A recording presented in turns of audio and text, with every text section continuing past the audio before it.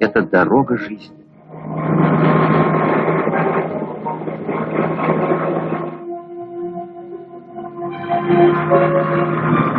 Советские солдаты пришли сюда, чтобы мирно и спокойно жили дети Афганистана. Чтобы никто не убивал учителей. В Гренаде крестьян обожали.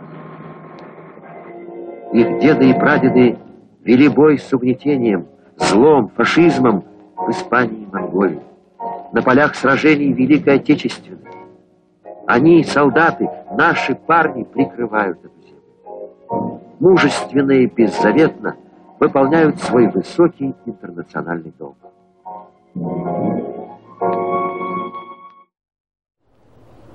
Plastic mines camouflaged to look like stones or leaves.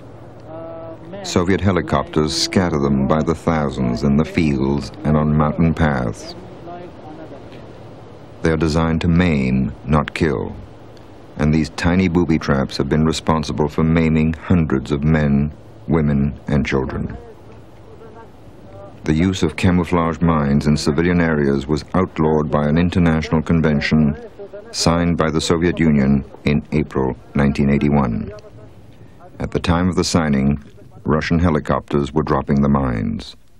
They are still dropping them.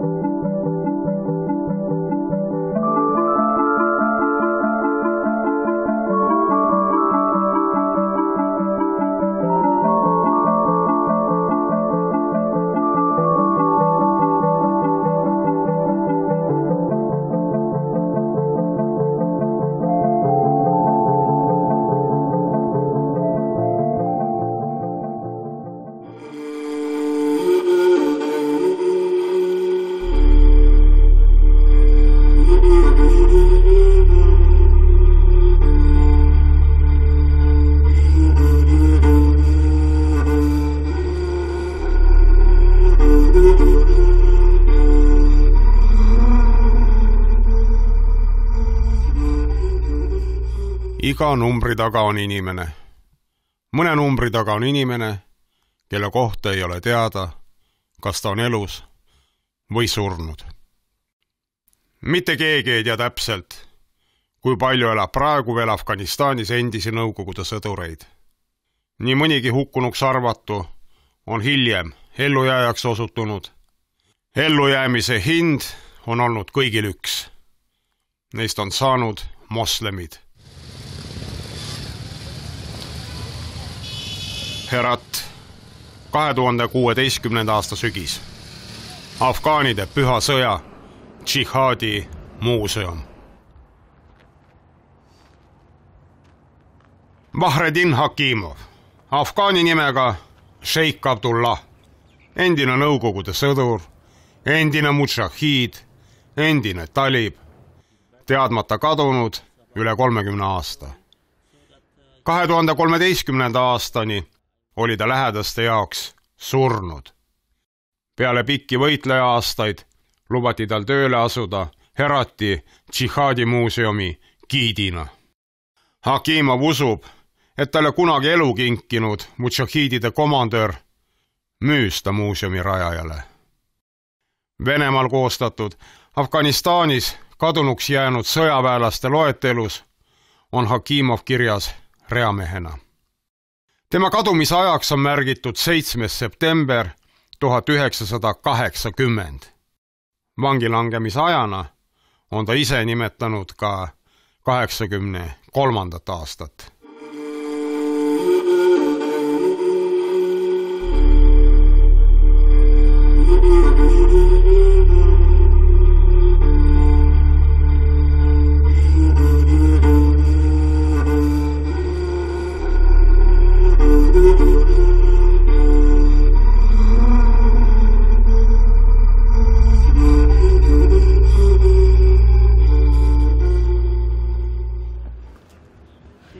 از زخم بالین میمیرم ز حسرتت نالیده چندان میمیرند. شهیدان را به برگ نامرادی کفن کرده نالیده میمیرند. بله، ما همون وقتا که ما یعنی به همین ایراد بودم، 2 سال خوب ایراد بودم، 2 سال بشندم. اگر روزی به جنگ 10 تا مجاهد نکشتی آرام نمی گرفتم.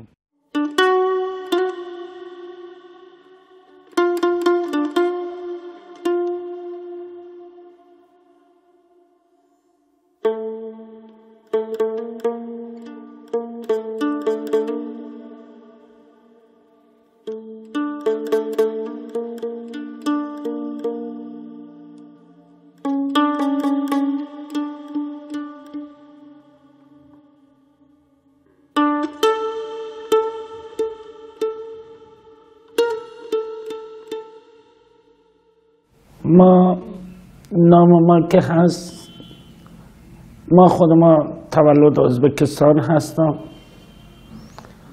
نام خاکی ما هست.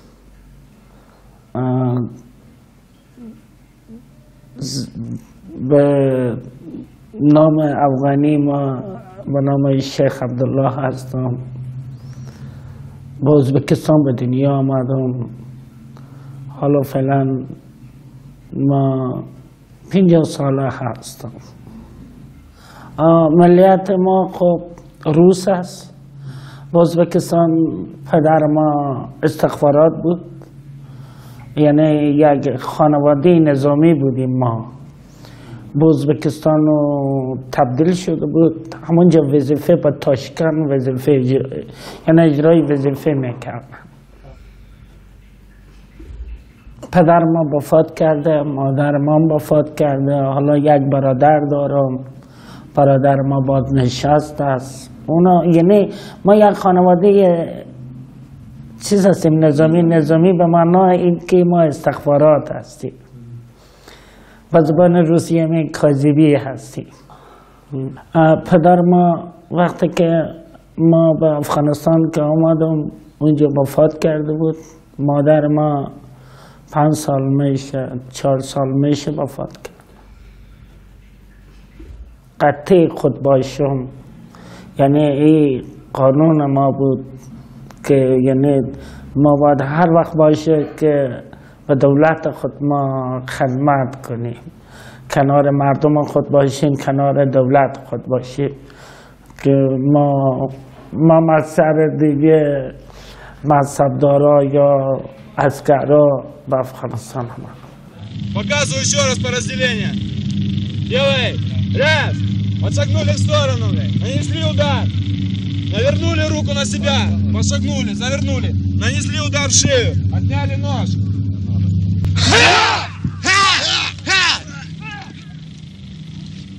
بهترین خاطر ما جنگ نرفته بودیم.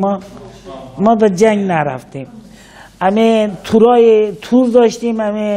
یکم قلاب ماهیگیری داشتیم. برفتیم همون به به کنار دریا زیر ولسوالی. همونجا بیششتم یک چند تا ماهی بگرفتیم. خوب ماهی های دول بگرفتیم.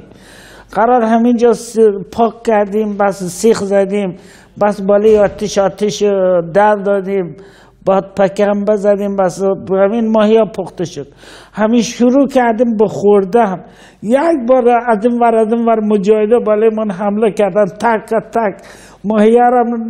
ما خود ماهی خود داشتم، نصفش بخورده بودم، نصفش به دست ما بود. هی خیز میکردم، همین رفقای ما خیز میکرد، مجاهدم تک داشتم. این خاطره خوب من دیگه. ما همونجا قسم خوردم که اگر یک افغانه که ما ببینم اگر بگذارم دیگه، این بس از همونجا دیگه شروع کردم به جنگ دیگه.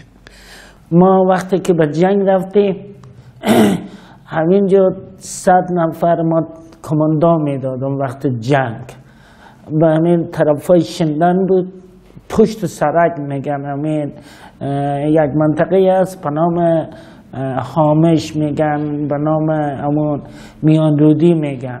همونجا ما جنگ میکردیم به یک قریه که بساب نیت داشتیم برگردیم که شو شد بالای ما.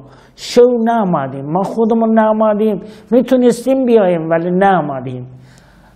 یک منطقه دیگه هم بود، همونجا ما پیرداری های خطبه کردیم، شو تیر کردیم. صبح دیدیم که ما تحت محاصره هستیم. وقتی که دیگه جنگ کردیم خوب، بعد از اون با تلفن کردیم، همین مخابره کردیم از دولت، طیاره و تانگ هم با ما روانه کردن. بعد از اون تا اونا برسن دیگه ما زخمی شدم، افتادم خبر نیم که دوباره اونا بیامدن پیروز شدن، روسا پیروز شد یا دیگه اینا عقب نشینی بیخی کردن دیگه ما خبر نیم، ما به دست مجاهدین بودم.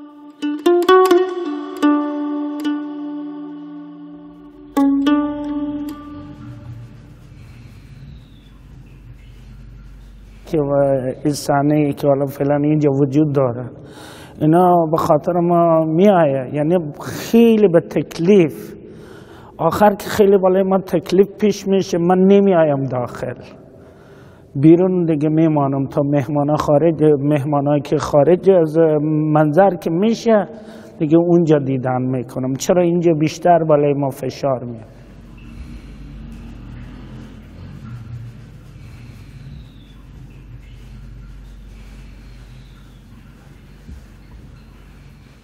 نه پاسبان کرده بودن، همین دکترای محلی همین خونا اینا رو کلان گم کرده بودن. همین مرمی که اینجا خورده بود، همین مرمی رو اینا نمیتونستن خارج کنن، همینجا مانده بود، داخلم نرفته بود، همینجا بمانده بود. بعد از اون با یک گروه به نام دکترای فرانسوی به کنار مردم همین مجاهدین سیاره کار میکردن دیگه، برفتن اونا رو بیاوردن، اونا اعمال جراحی کردن، مرمی رو از اینجا خارج کردن دیگه. پرزه های چیزایی که با وجود ما بود اینا رو خارج کردن. مگر همین به جان من کدام زخمی که داشتم اینا پاسبان کرده بودن. ما این فکر میکردم که دولت ما حتما برای ما میشه به حساب ما رو خلاص میکنه، حتما با ما یک کمک میشه که ما از اینجا خارج شم. ما به همین امید دیگه به حساب اسیرای جنگی رو همون زمان یا بعضی ها رو خودشون همون اگر کدام عسکر روس به اونا تسلیم میشد اونا خودشون تیرباران هم میکردن. ما اینا رو بعضی ها رو خود ما شاهد هم هستم.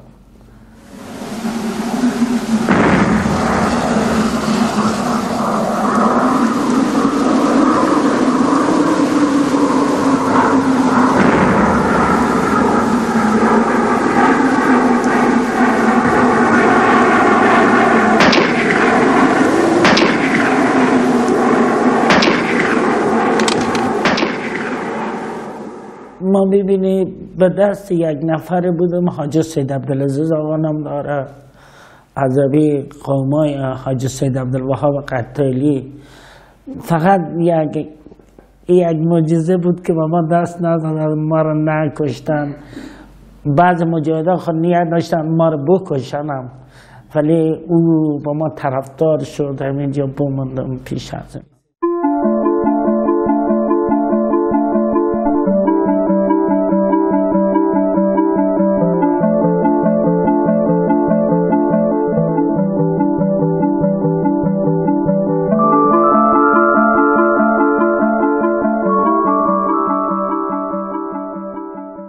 به ما تبلیغ میکردن،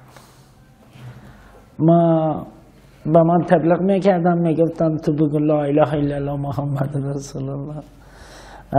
بس همین تبلیغ بسیار، زناشون میگفت، مرداشون میگفت، بچه هاشون میگفت. ما فکر ما میامد که حتما همین محمد که اینا میگم شاید رئیس محکمه از اینا باشه، همین سرنوشت ما به دست از او باشه، اونا هی نامش میگیرن، حتما یعنی یا ما را اعدام میکنه، ما را آزاد میکنه، یا ما را بندی میکنه.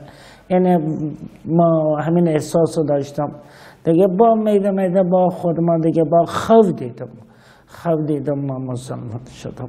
یعنی همون نفری که به خوف دیدم و با ما گفت مردم که با تو میگه بگو لا اله الا الله محمد رسول الله، به معنای این که تو مسلمان شو. بعد از اون ما با همون گفته خوف خود، یعنی نیمایی به خوف، کلمه ای که ما بگفتم نیمایی به خوف گفتم، نیمایی به بیداری گفتم ما مسلمان شدم.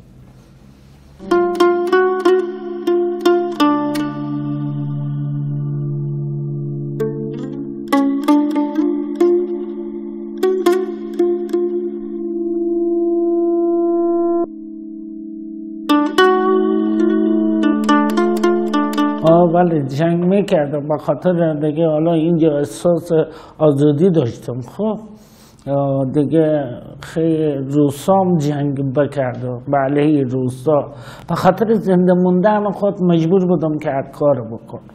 میگم نه، یعنی شرایط اینطور بود که ما امید داشتم که دولت روسیه برای من باشه، ما را آزاد کنه. دیگه اون وقت که ما تیار شده بودم از یعنی ناجوری هم خلاص شده بودم، از مریضی تکلیف خلاص شده بودم، یعنی امید داشتم که دولت روس برای من باشه. ما هم کوشش میکردم دیگه، مجبور بودم و هر کار دست بزنم تا زنده بمانم که پس به خاک خود برگردم. ولی کسی برای من دیگه خب میبینه روسا زمانی که شوروی ها از افغانستان از هرات که خارج شدن دیگه ما اینجا ناامید شدم، بفهمیدم که شوروی برای من نمیگرد. Сегодня вступили в силу Женевские соглашения по политическому урегулированию внешних аспектов афганской проблемы, и начался вывод советских войск из Афганистана. Центральный комитет КПСС принял обращение к советским воинам-интернационалистам. В нем говорится, что советские воины честно и мужественно выполнили свой воинский долг, проявили на деле высокие чувства интернационализма, научились еще крепче любить Родину. Партия верит в вас, надеется на вас, зовет вас в первые ряды борьбы за революционные преобразования советского общества. اگر پیگیری ما خلاص شده باشه، حساب خواهر ما یا برادر ما همراه ما تماس میگیره روزای یکشنبه، اگر با من چیز شرایط من سم شه ها میرم به شوروی، به خاطر که خانم ما مستعده که به شوروی برم. او همراه ما چیز است. چرا قبول میکنه؟ اون میخواه که ما برم، ولی خب گفتم من استخبارات هستم. بفهمیدی این 30 سال دوران طالبان ما وظیفه دار بودم، قدرت داشتم. مثلا دوران مجاهدین ما وظیفه دار بودم دیگه، حالا فعلا وظیفه دار هستم. میگه اگه تو استخبار، اونجا قانون است. خب مثلا میگه اگه تو آزاد اسیر بودی، این وظیفه از کجا بود؟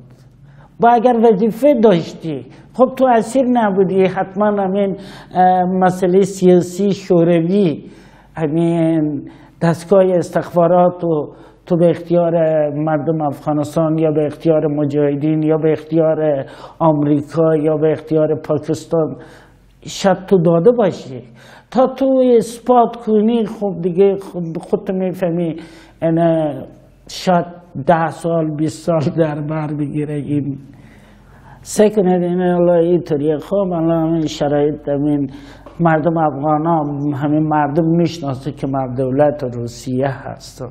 اگر این گپ نبودی، ما از اول هیچ نمیفهمیدم که ما از شوروی هستم. بفهمیدین نی؟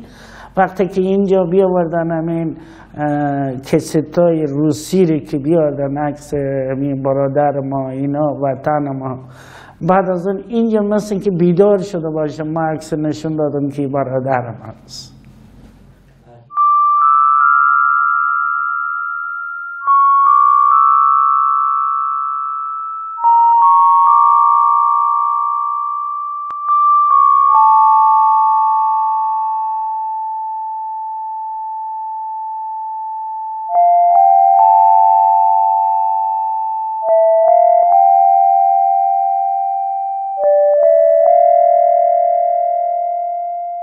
ما دیروز به چیز آمدم، به شندن آمدم، برفتم با لسولی.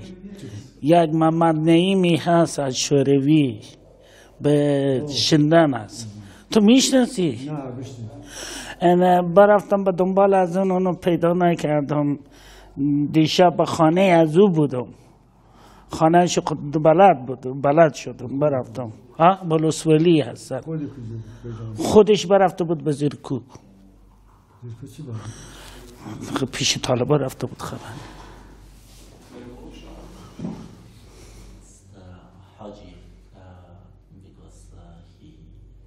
این خدمت شما از کنم که خب طبعا اینه که دشمنی هم دیگر بودیم، مثالی بشر دوستی که بوده، ما دل ما سوخت چون که ما مجاهد هم بودیم ولی تو قلب ما تو بسیار سخت و محکم نبود. خب بعض مجاهدین که بودم خواهش کردن که ما به جایی بچی ببریم، خود دشمن ما به خاطر این مادیم که ما اینا شوروی اینا رو بکشیم و یا ما گفتم که نه تداعی زیر میکنیم، همون چیزی که خدا و قرآن گفته در صورتی که پیغمبران کار میکرده، یعنی من همون کار میکنم تا سه کنیم که با نتیجه چی بشه.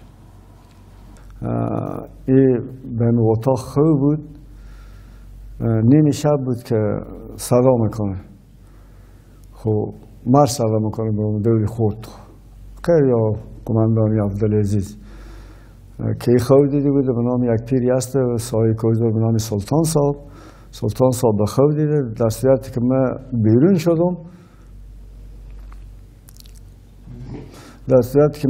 شدم که این کلمه عرض کرد.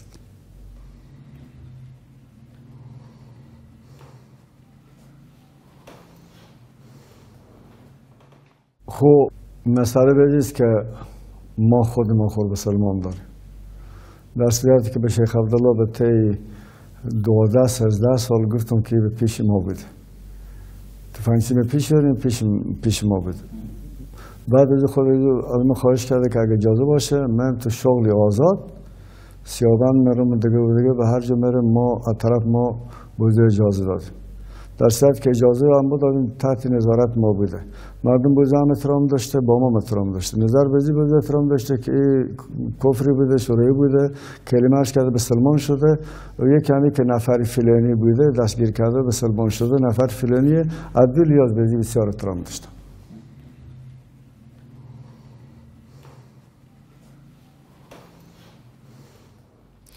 خدمت شما عرض کنم عبدالیاز یکی اگر اینا به شورای برم مردمی برداشت میکنه که فلانی معامله کرده شیخ عبدالله بفروخته. یک مسئله اجباریه، یک مسئله اینه که خود مرتکه خواهش میکنه. اگر به خواهش ما باشه ما به هیچ صورت ما موافق نیم که پس به شورای برگرد. من اگر دوباره به شوروی برگردم یعنی کار ما بشه خلاص شم، یعنی از طرف دولت کدام دیگه قانونی ما یک بازخواستی یک فشار بالای من نباشه، من به افغانستان دیگه نمیرم.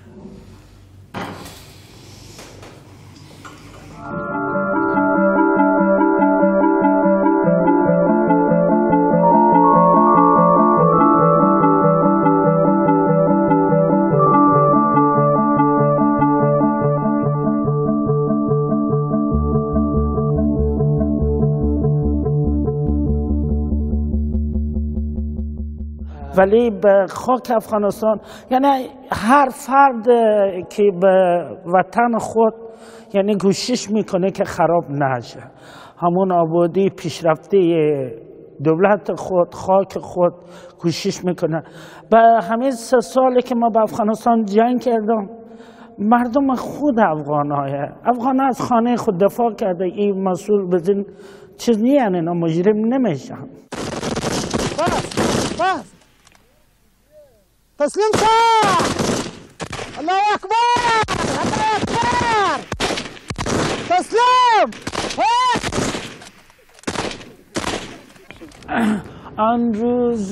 آن روز به خون خفته شهامت دیدم، در دست افق سحر نیامت دیدم.